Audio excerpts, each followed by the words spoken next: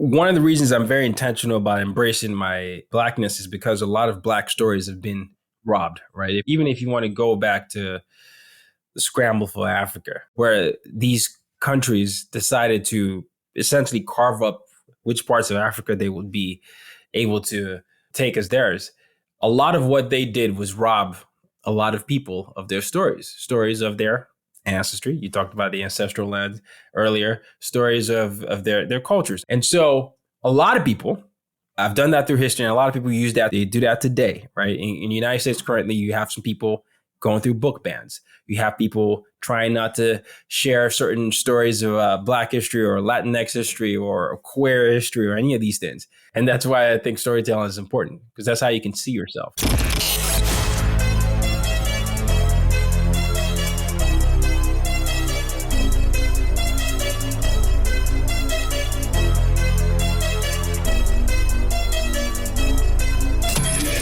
This is the Maverick Show, where you'll meet today's most interesting location-independent entrepreneurs and world travelers, and learn the strategies and tactics they use to succeed. And now, here's your host, Matt Bowles. Hey everybody, it's Matt Bowles. Welcome to the Maverick Show. I want to start off by inviting you to subscribe to the Maverick Show's Monday Minute email newsletter so you can kick off each week with a super short newsletter that you can literally read in 1 minute. So there's no long articles, just 3 high value bullet points each Monday that I've put together for you that could include the best travel gear and gadgets I'm using, or my favorite destinations and what to do there.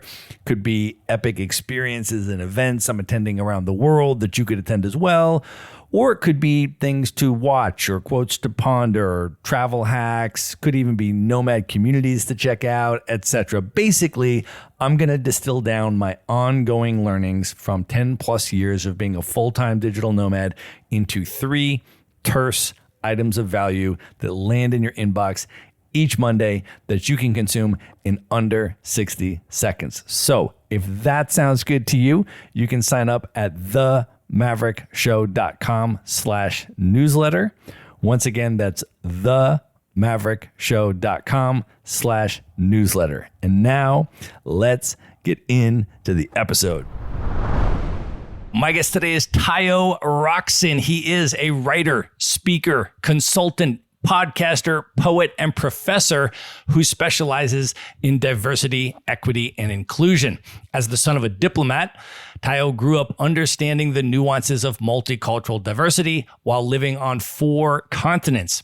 He leveraged his experiences to establish himself as an authority in communicating effectively across cultures and personal branding. He has spoken on stages around the world, ranging from TEDx to the United Nations. He is the author of the book, Use Your Difference to Make a Difference, and he is the host of the top-rated podcast, As Told by Nomads. In 2020, Tayo launched the national anti-racism campaign called Let's Talk Bias. In 2021, Tayo starred in the award-winning movie Impact and was named one of the 100 most influential remote experts by Remote Weekly. Tayo, welcome to the show. Thank you, Matt. Thank you. I really appreciate the introduction. Brother, I am so excited to have you here. This is going to be such an amazing conversation, but let's just start off by setting the scene and talking about where we are recording from today. Unfortunately, we're not in person. I am actually in the Blue Ridge Mountains of Asheville, North Carolina today. And where are you? I'm in New York City. I am currently in Queens right now, one of the 5 boroughs. Queens get the money. Yeah, Queens get the money. And Asheville, I've been to Asheville. I remember I had a speaking engagement there. It was one of the universities. I can't remember if is it UNC? Does UNC have Asheville? Yeah, UNC Asheville. I'm right down the street at the moment. My parents have actually retired here, so I come through periodically to visit. Definitely a cool spot. So I think I want to start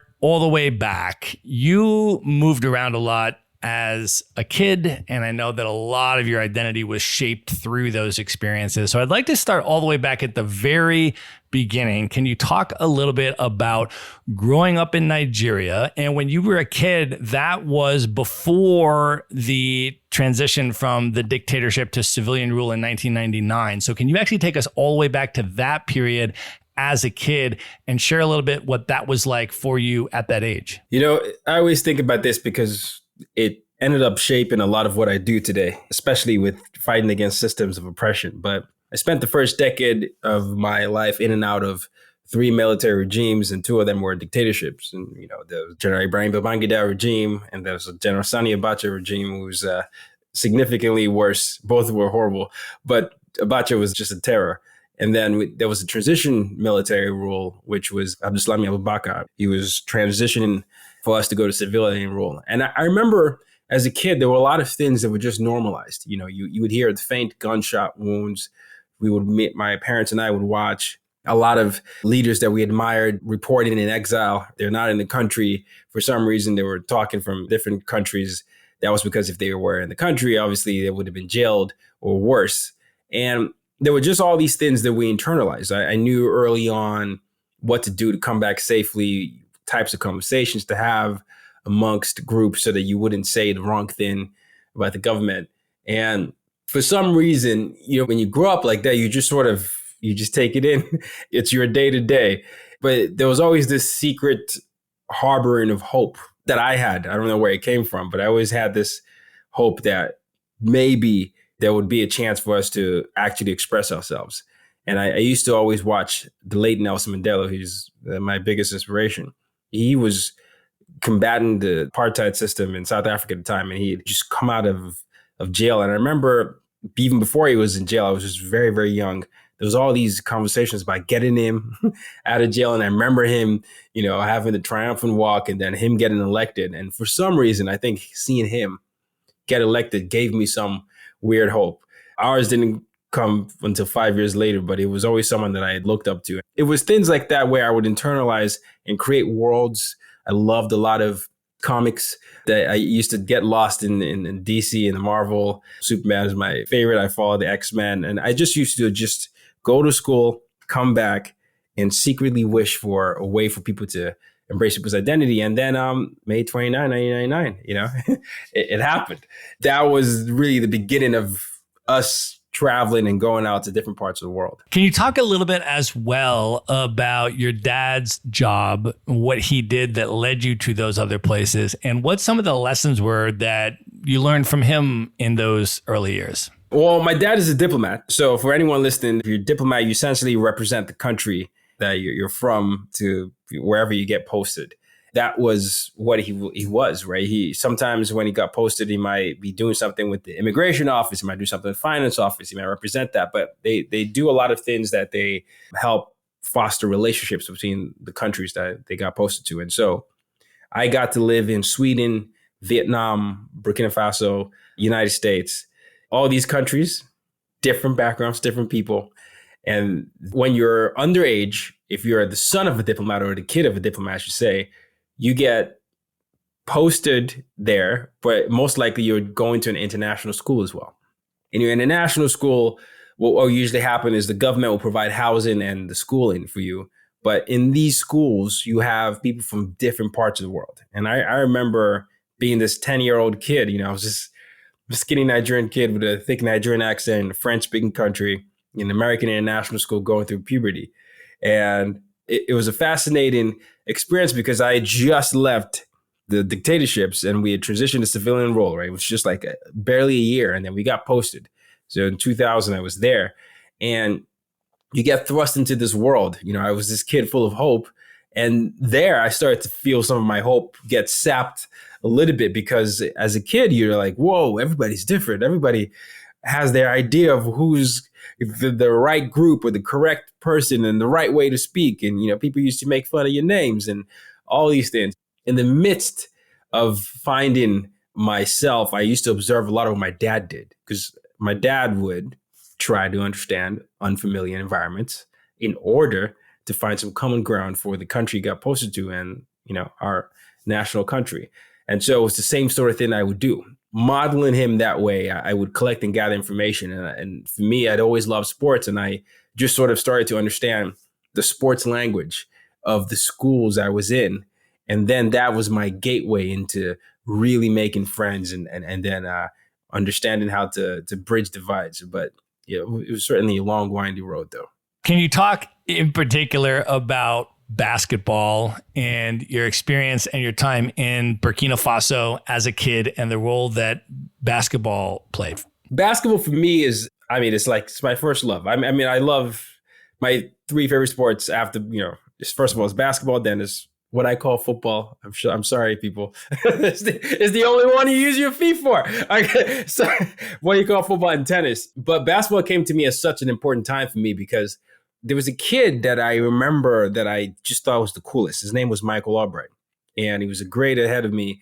And I remember, in retrospect, I was dealing with a lot of my anxiety and depression, but I didn't know what it was. I didn't have the language for it. And I just didn't fit in. And, he was always nice to me. And, I just wanted to do what he was doing. I went to the library of all places to study the game of basketball. And I just wanted to impress him. And so I picked up all the books in basketball. I studied the history, the game, the fundamentals. Same thing with the magazine. So I could familiarize myself with the current players. Everybody knew Michael Jordan, but I wanted to know the other players that people didn't know as well. And then I eventually went up to him and said, could you teach me the game? And so after school, he would, would do our one-on-ones. I got to practice some of those things I saw in the books, and then eventually expanded to 2-on-2s and 3-on-3s and 4-on-4s and 5-on-5s. And out of that, I really started to find myself. And, I wanted to be a basketball player at the time. My parents said no, but that was the goal for a long time. I think I found confidence through the game, and I really just immersed myself in the community of people I was building by playing almost every day. Can you talk a little bit as well about your experience in Vietnam, how old you were when you went to Vietnam and what that experience was like? So Vietnam was a complete opposite. I love Vietnam, but I always say this, Vietnam was where I really got to understand how big the world is, even though it's small. It's this complexity of smallness and vastness, because when we landed, my father was already there. I just graduated high school and my father was there. So he went there ahead of us. And I came with my mom and my two younger brothers, and we got to the airport. We waved to him, and, I'm 6'1", he's 6'2". And, for some reason, I guess we were considered tall, but they started screaming, Kobe, Will Smith, then, any black people. It didn't register in my head, but I was like, wait, what? And then I was like, oh, we might be the first set of black people that they've seen. And I was like, wow, that's, I see black people all the time, in family, my friends and all these things. And it's so interesting when people have an experience different from them. And so we got to our place, and me and my brothers would walk to the gym, but we would get followed. And, initially you're like, especially if you're black, you're like, if you get followed, your antennas are up a little bit. But it wasn't that type of following, right? Because it was really just curious. These were kids. And, sometimes when we would make conversations through some combination of sign language, it'd be like, can we touch your skin? And I thought, sure, or depends on the mood, I guess, because sometimes you're like, that's the last thing you want to happen, especially if you're just tired. But, on those moments, you're just like, oh, they're trying to see if it's going to rub off. And so that was one experience in Vietnam. And then, of course, there's the other experience in Vietnam, which you've got the different backgrounds, but also the fact that Vietnam is a fast growing economy. And so different people from different places, and you hear the sentient nature of people. And so I got to see that whole range of experience. And it just made me appreciate the type of world we have, where even if something can be exported out from TV, where they can see a Kobe Bryant or a Denzel or, a Will Smith, not everybody gets to actually see that in real life. It made me appreciate the power of media and not take for granted the experience I've had to be able to go to different parts of the world. That's what Vietnam was like for me. It was just a constant reflective moment of how fortunate I was. And then when you eventually moved to the United States, can you talk about that experience, initial impressions, and what that transition was like for you? Ironically, I felt like United States was always a place where it felt almost inevitable. I went to an American international school for my middle school in Burkina Faso. The thing about America is, I always tell a lot of Americans this, is the rest of the world understands their history and their pop culture as well as America's pop culture, right? Like, we pay attention to the election cycle, we pay attention to the music, the TV shows. And so I had been able to come up with a somewhat Americanish accent. My accent is very different. I guess it comes, whatever my accent is, it mimics, but I had been able to really just play around with the sounds and the phonics. I knew enough about the culture. I was very into sports, still am rather. Fitting into college wasn't hard for me, although I did have a shock knowing that my college environment wasn't quite what I had seen on TV. And so I came to a town called Lynchburg, Virginia. The name itself was a very, I thought, wait, what's happening, Dad? If people are familiar with the history of Black folks, you never want to put lynch next to a Black person. But it turns out, according to them, it's a different history. But either way, it was a thing I needed to be aware of because I went to a very conservative university. And the story behind that is my parents, they were very nervous about sending me and my middle brother out. This was going to be the first time we were going to be in different continents for an extended period of time. I was off to college and they said, my father had asked, and my pops had asked around, hey, where can I send my kids so I won't have to worry about them? And for some reason, Liberty University kept coming up. And Liberty University it's a very, very uber Christian school. And, they had a lot of rules, like curfew, you couldn't do certain things. And so that came up, and that was the only university I applied to make my parents feel comfortable. And so I applied there. And even though I'd had dreams of going to like other schools, it just was like, just go here. And so we did. Luckily, I got accepted. And when I got there, I went there during Obama's campaign year.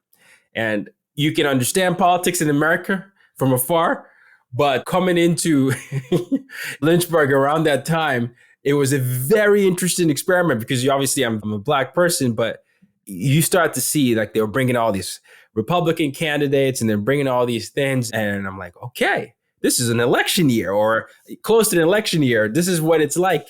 My college experience was not Letterman jackets. It was not sororities or fraternities. It was about trying to build champions for Christ, right? That was the motto of Liberty University. And you hear several things about who's bringing the country down and nation down. And so it actually got me to really reflect on my own belief system and what I wanted to accept and for that. And so that was the majority of my college years. My first 4 years in America was in Lynchburg, Virginia. While understanding the politics and the nuance of it, I got to really fortify my values, right? And what equality and equity means to me. Yeah, I really got to dance around the place, right? I got to understand how some conservatives think as a progressive myself. And then I got to really draw boundaries around beliefs I felt were harmful. And it was an interesting time. So that was, I stayed there for 2 years after I graduated. And then I moved to New York City, 2013. As you've lived in different countries and traveled a lot since then, can you talk about some of your observations about the different types of manifestations of anti-Blackness around the world, as well as the way that they're projected differently, perhaps, onto African Americans versus immigrants from the continent and so forth? Anti-Blackness is something that I've experienced on, every part of the world, right? 4 continents for the most part. Even that Vietnam story, right? The underside of it is whether is this a real person, right? Are you real? And the dehumanization. And a lot of anti-Blackness, I would say, is the interesting thing that is central to all of it is it doesn't fit whatever the standard and norm is. And so even if I was going to use the Liberty University example, there will be, certain things about my culture where people would call a sin. And I'd be like, well, that's just what I grew up with. How does this become a sin if it's just related to a particular cultural expression? And I think that's just a unique way of doing that. And so I've seen it used in how people love, for example, in the past when, interracial marriages wasn't, necessarily something that was championed for. I've seen it used in how people pray, right? Some people kneel down and pray in certain ways and they're like, that's worshiping a certain idol or something like that.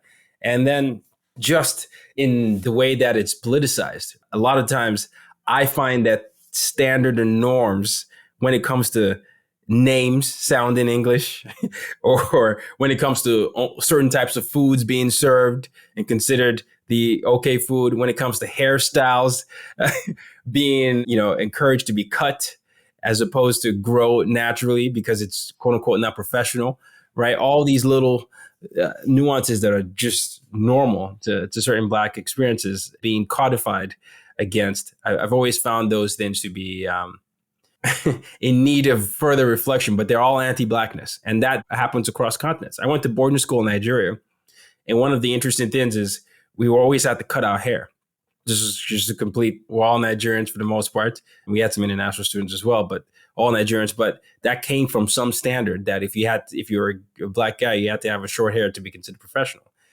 There are lawyers in several parts of the continent that wear wigs that don't look like anything in their hair texture. I'm always curious about that. And then the other cousins, the colorism, texturism, right? Color, anything close to whiteness is perceived as the beauty standard. You bleach your skin so that you can look like that. And so there are many ways it shows up, right? In our media, in our beauty, in how we define professionalism, all these ways. One of the things that you talked about when I was watching your speech at the United Nations is you talked about the importance of people intentionally putting themselves in situations where they are a minority to really put themselves out of their comfort zone and so forth, to have these different types of experiences. Can you talk a little bit about that concept and why you recommend that? So when I was, especially in Burkina Faso, when I was in Burkina Faso, I didn't have any choice. You're just in school, right? This is a very small school, maybe like 120 people from pre-K to 12th grade. And you're rapidly learning the ways of survival as a middle schooler. Middle school years for a lot of people is, usually formative years. And you're seeing how people see you and what people consider cool. And so I just remember really just intimately, there's a moment where my teacher was laughing at my first name and it got me to just Tayo Shofa Akintayo, and she was just struggling to pronounce it. And then she just started chuckling and I just cowered in my chair and I was just nervous. And then she laughed, the students laughed. And so I remember just telling her to call me Roxanne. And then I remember feeling thankful that I had an English last name. And I thought, I just couldn't process what was happening. But putting myself as a minority, that I just started to see like this, it wasn't just me. It was the other people that were quote unquote West African in the culture. They had to just come up with different names, even people from different countries coming up with an English version of a name. And I thought, your lived experience in a place where you are, you might not be the majority in terms of what is considered normal. You have to lose part of yourself. At least that's what I thought.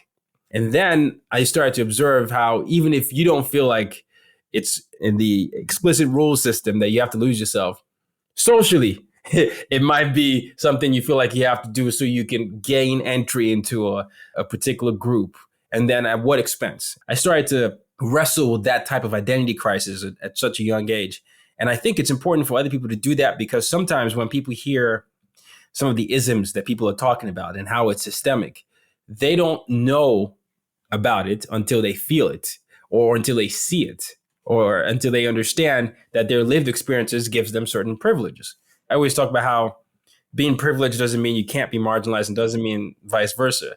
But being able to acknowledge your privilege and then understand how people are marginalized in the community is one of the biggest ways for you to then dismantle any system of oppression. Because I, as a guy and a straight guy, and even a tall, considered conventionally tall, even though I always wish I was taller, there's certain privileges I understand, right? I can walk certain parts of the street at certain, times of the night that I wouldn't have to worry about my safety. You could be considered conventionally attractive based on certain physical characteristics you have, and all those things you don't have to worry about.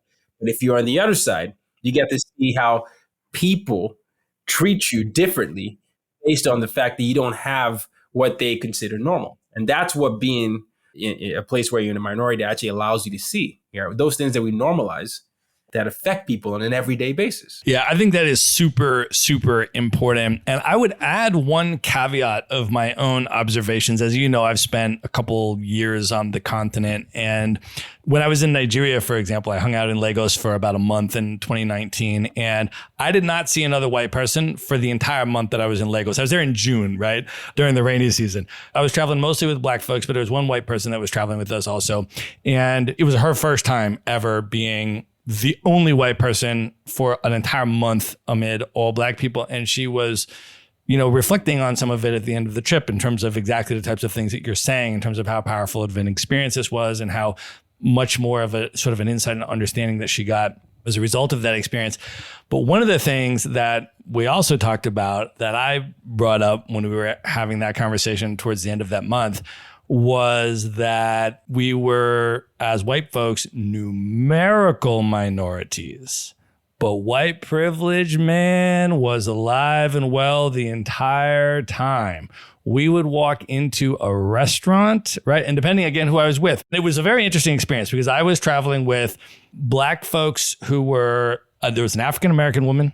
There was also a Kenyan woman who was a nomad traveling on a Kenyan passport. Then there was like white, there was like it was very interesting to see all of these different layers of nuance in terms of how different people are treated and received. And when they're there individually, when they show up somewhere individually, or when they show up with a group with other people and so forth, right? But one of the things that was very clear is the consistency globally of white privilege, because I can walk into a restaurant in Nigeria and get treated differently, better than local folks. And also, I am not worried about being killed by the police as I'm walking around these places. So there's a number of very different types of privileges that you have, that being a numerical minority, but not a minority in the global power structural sense of being the minority. So I think it is an important experience, but I also think it's important for people from dominant groups to be very aware of how those dominant privilege still manifest, even if you are in a position where you're a numerical minority.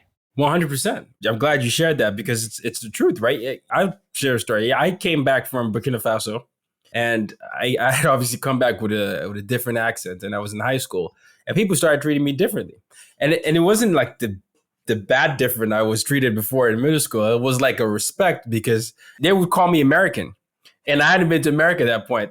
And I wrestled with that internally. I'm like, oh gosh, so you really think like I'm better now? Just because, because it's all these things. And you were asking about anti-blackness and all these things that we pick up on, all these effects of, colonization and all these things, is what have we normalized, right? How do we expand our palette for much diversity, where we include and embrace different accents and different styles of communicating, and not think one is less than or more than. But that stuff is internalized sometimes.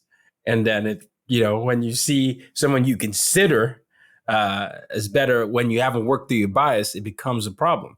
That's one of the effects of what we call white supremacy in that sense. But yes, I'm glad you were able to acknowledge that because it's one of the things that I always tell people, that especially when we're having conversations, that we can do a lot better than spreading the narratives that we have, and we have to act and acknowledge when we're perpetuating those type of dangerous narratives.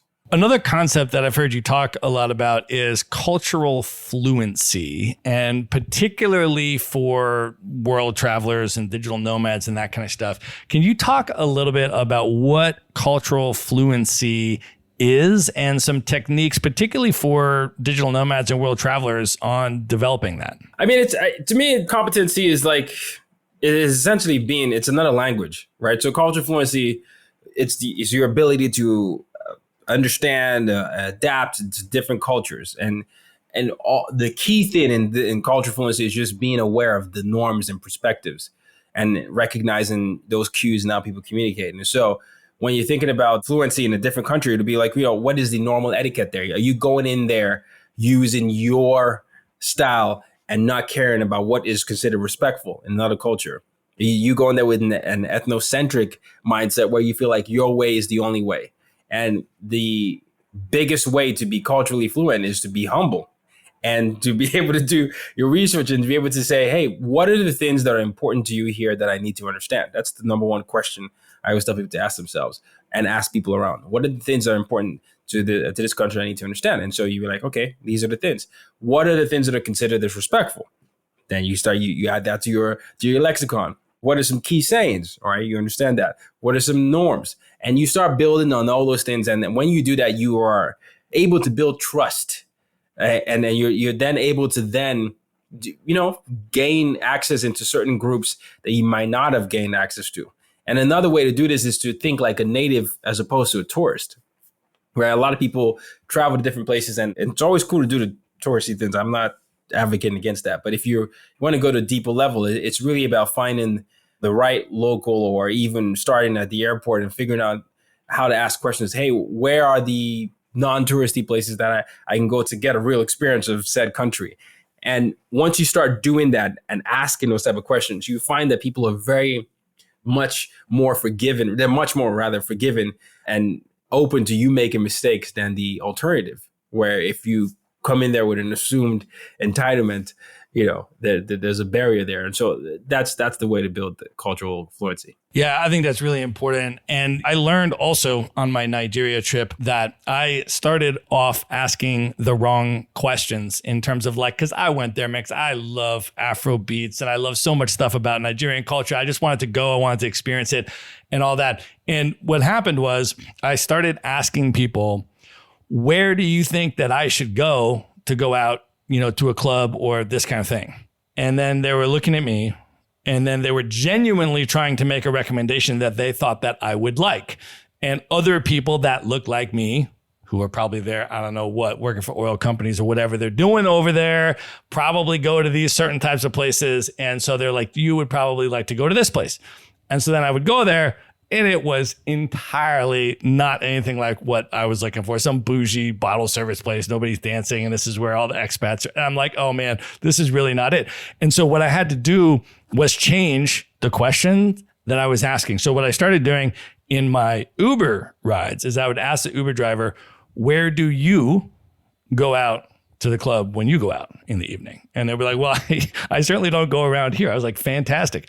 Can you take us to where you go? And he's like, sure. And so then it was fantastic. And you just sort of have to, be able to ask the right questions to the right people, show them that you're genuinely actually interested in those things. And then they can steer you to a much more local experience. So I have used that in all of my travels in terms of actually trying to, experience things that local people recommend, as opposed to the places that, tourists or expats might be pointed. No, that's facts. And I'm glad you did that. But that's usually what it is. You're going to pick up on something inevitably, right? You pick up on a nod or a way people greet. And even you just doing that subtle thing just differentiates you from any other tourist. And then, there's an invitation that usually comes with that. I want to ask you a little bit about some questions I've been thinking about lately, just in terms of the world travel and the nomad movement, if you want to call it that, the surge in remote work, particularly post-COVID, and the increase in people that are doing the digital nomad lifestyle. There are a lot of things that are happening as a result of this trend, one of which is this concept of digital nomad gentrification, if you want to call it that, particularly in some of these nomad hotspots or hubs around the world where rents are soaring, local folks are being pushed out, displaced, no longer able to afford it.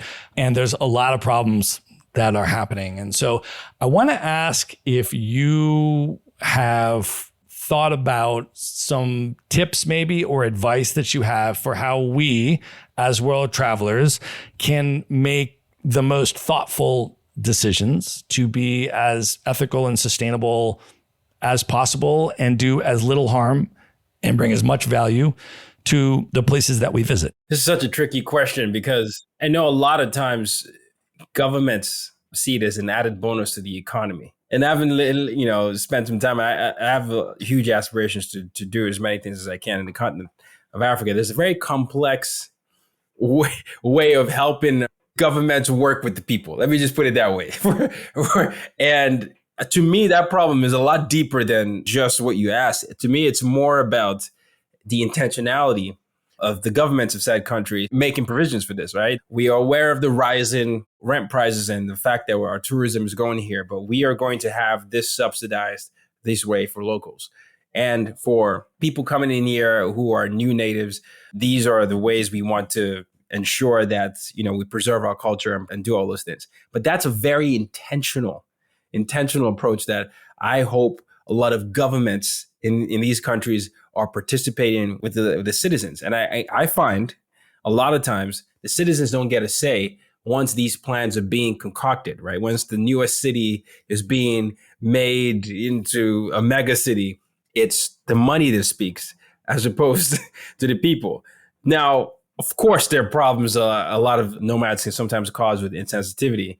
But as someone that studies systems, I like to look at the root cause, and right, as opposed to symptoms. And I feel like if you are the ruler of a country, and some people might get angry at me because I believe in the culture of accountability, you need to be able to foresee these things. And then you need to bake it in and have it as a conversation or dialogue, a town hall, and say, hey, what are the things? I know this is going to impact your price, and what can we do to help do that?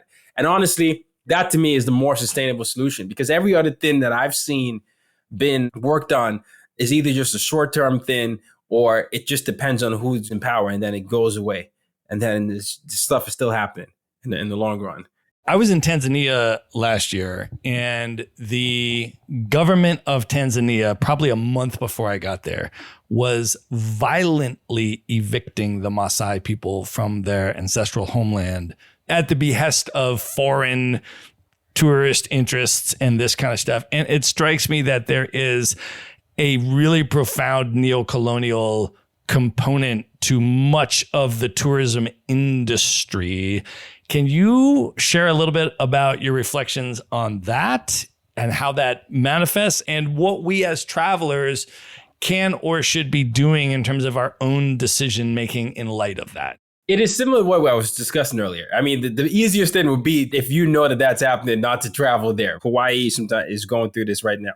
And, it's fueled by tourist economy. And some people in Hawaii would tell you we need, we love it. And then some people will say vice versa, right? It's never one size fits all. And from my understanding, yes, the easiest thing would be basically not to go there. But the reason I was answering the previous question that way is because you just gave an example of something that I always lay on the people in charge. There's an accountability and awareness that you have to have, right? If a violent eviction is happening of people from ancestral lands, that problem means you are not serving the people that you're supposed to be serving. And so you are basically displacing people without creating a solution. And then there's rarely, if any, solution to something that means something that much, right? Cultural heritage and history. And so I think the ways tourists can help would be to do research before going to each country and understand which regions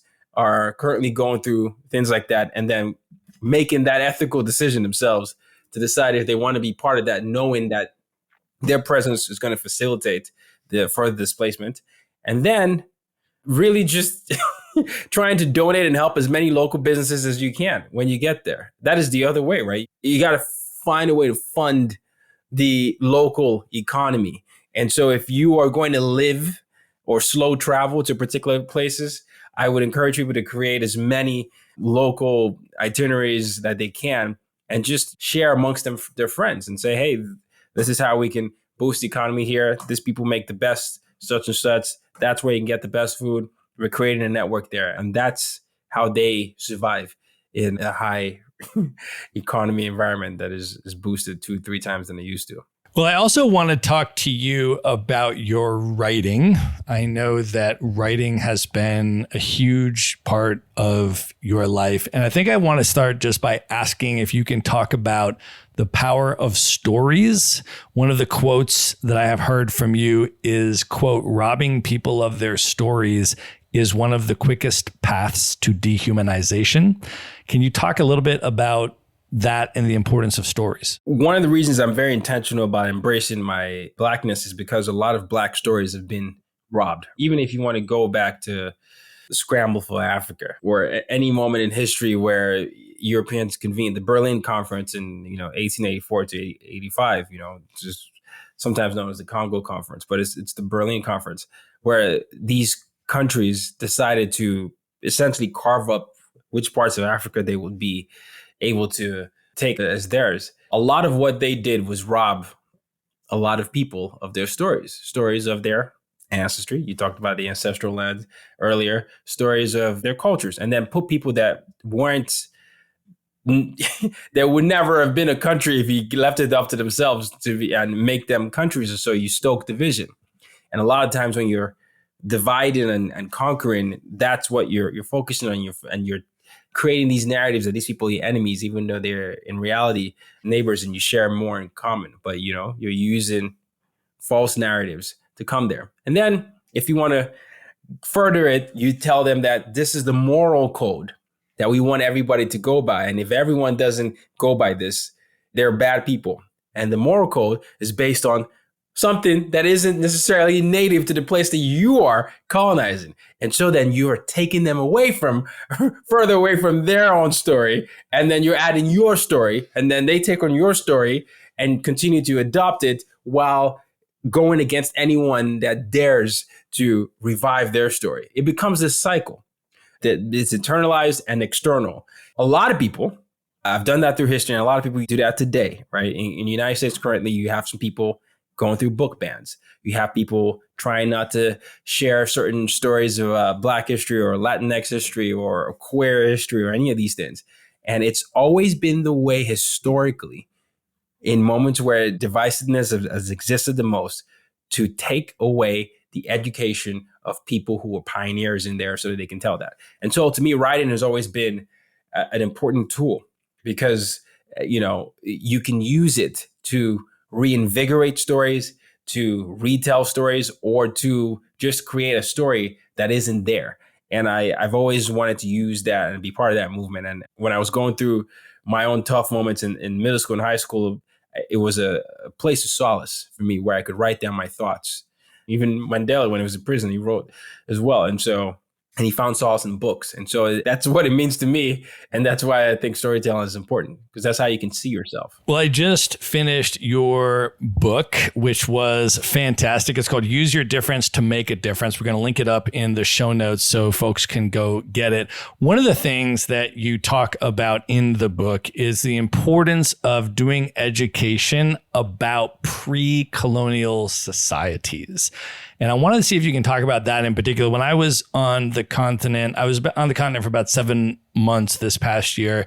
And one of the books that I read while I was there was Walter Rodney's book on how Europe underdeveloped Africa, which is a really important book. I mean, for folks that don't know Walter Rodney, he's a really famous Black Marxist activist and author. Angela Davis actually did the foreword of the latest edition of his book. He was assassinated in a car bomb, and people should definitely look him up. But one of the things that he does with this book is a really extensive pre-colonial history of the continent, and then coming up through colonialism and colonial encounters and all of this kind of stuff. And so I thought it was a really, really important book. But then I read your book, and you were also emphasizing the importance of the pre-colonial stories and factoring that into education, not only learning about the colonial processes. Can you talk about that a little bit? Yeah, I think it's so important to do that because in our education systems, a lot of the education systems around the world,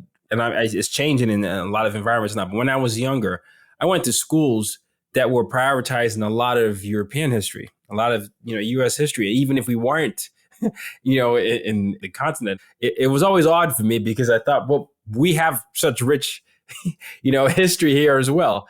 And so, eventually, I went to school that prioritized that. But it was so fascinating for me because I would think about people that didn't go to schools like that, and then what they would grow up to become, because they would think that they were less than.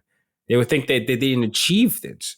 And everyone, points out to certain heroes of people they admire because, oh, that person, he looked like my uncle. This person looks like me, or I saw myself in this person. And when you take away all those things and start from enslavement and colonization, you're by proxy saying that the only ways to teach or think of Black people is just as people that were subservient, right? Or people that were just, subhuman. And that has been something that was systematically done throughout history, and is still systematically done today, right? You show people that they can achieve something, they believe they can achieve it. And so if you show people that they never achieve something, they're going to subconsciously think that.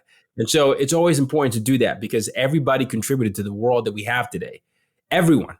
There's no one from Native Americans to Asians to Africans to people across every single continent. They have made contributions that play a role in every single thing we use today.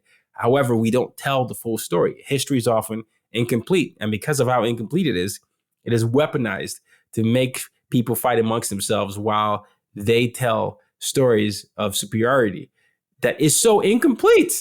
And so that's frustrating when you don't go beyond pre-colonial times, because that gets robbed the most. Well, one of the things that you also talked about in your book was the Rwandan genocide. And I thought it was really important the way that you talked about it. I was just in Rwanda last year, and I had read a decent amount about the genocide before I went. And then I went to the memorial, which is also a mass grave of 250,000 people, which is incredibly powerful and intense. But there's also a museum attached to it, which does a really important job of doing exactly what you did in the book, which is tracing the origin of the 1994 genocide back 100 years and going through the different colonial periods of the German and Belgian and the French, and then documenting the role of the French government in training and arming the genocideers and then facilitating their safe passage out of the country after the killings. And there's so much contemporary neo-colonial stuff going on the continent that's just so important, I think, for people to understand, because you had all these independence movements, and technically these countries have been independent, but there's a massive amount of neo-colonial influence, and we're seeing that in all these different ways and seeing resistance to it now in different ways, right? Just in 2023, we've seen three coups in West Africa, Burkina Faso and Mali and Niger. And can you share a little bit about how folks should think about the neo-colonial arrangements that are currently going on and the resistance to neo-colonialism? So neo-colonialism is similar to colonialism in the sense, but it operates under the guise of economic and cultural dominance, right? So a lot of West Africa, for example, uses FCA franc, right? But the franc part was initially, before France went to euros, it was francs, they had franc as their system, but they're tied economically. It wasn't until recently some African countries still had to pay certain fees to to wherever the colonial masters were. And those things were all these economic contracts.